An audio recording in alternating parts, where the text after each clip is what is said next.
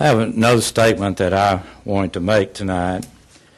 At our last council meeting, there was discussion about a letter written to TVA by the Shoals area officials expressing concern about TVA's proposed land use policy.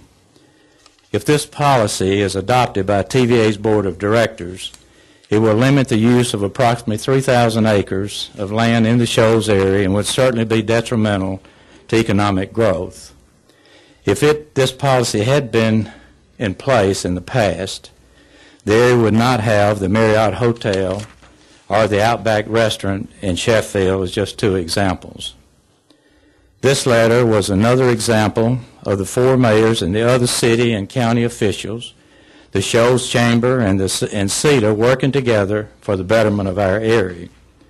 The letter written on the Chamber of Commerce station area included an explanation of the events which have occurred and highlighted the contracts between RSA, TVA, the Public Park Authority, and the city since the beginning of the RSA project.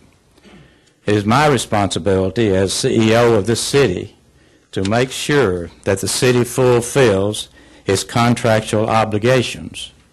And I would ask all of you that are concerned now about Veterans Park, where were you 4 years ago when the contracts were signed? You're coming to us now asking for us to break contracts, so where were you? Where were your silence then?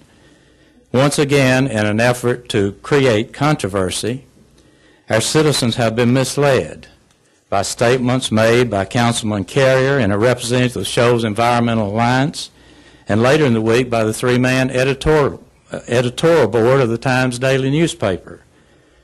Their statement that I had signed a letter prematurely and without authorization about my position as mayor on the TVA proposed land use policy was absolutely misleading, misinformed, and inappropriate.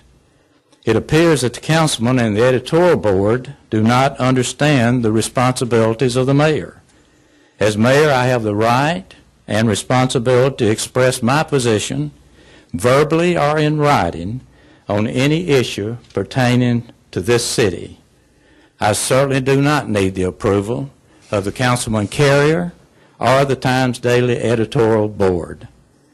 I was elected mayor by 75% of the votes cast, with a mandate to represent all the citizens of Florence and to bring character, integrity, honesty, and commitment to do the right thing for the majority of our people. I've done that. I will continue to do that in the future.